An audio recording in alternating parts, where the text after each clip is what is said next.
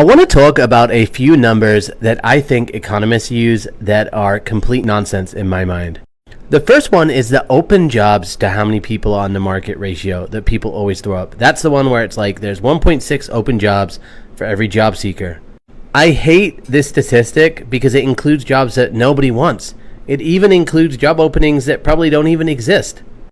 It's going to include jobs at retail. It's going to include jobs in manufacturing, like production roles that are $15, $20 an hour.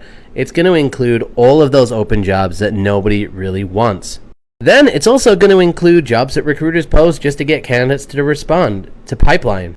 Then it's also going to include the jobs that companies are putting on the market even though they have an internal candidate. I think that number makes no sense.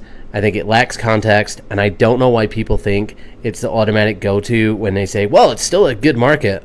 Talk to any job seeker right now that's on the job market, and trust me, there are not 1.6 good jobs available for everybody. There's probably like 10 really terrible jobs no one wants, and then one good job for every 100 people. The second number that I don't really understand that people use is the unemployment number.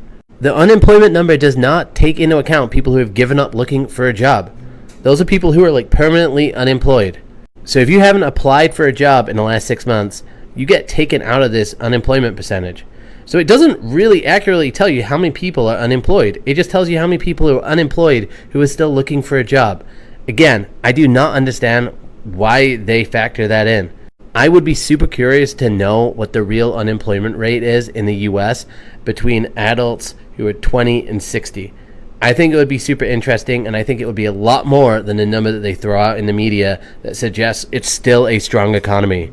The last I heard, there's like 20 million young men who are 20 to 32 that would rather smoke pot and play video games than go to work.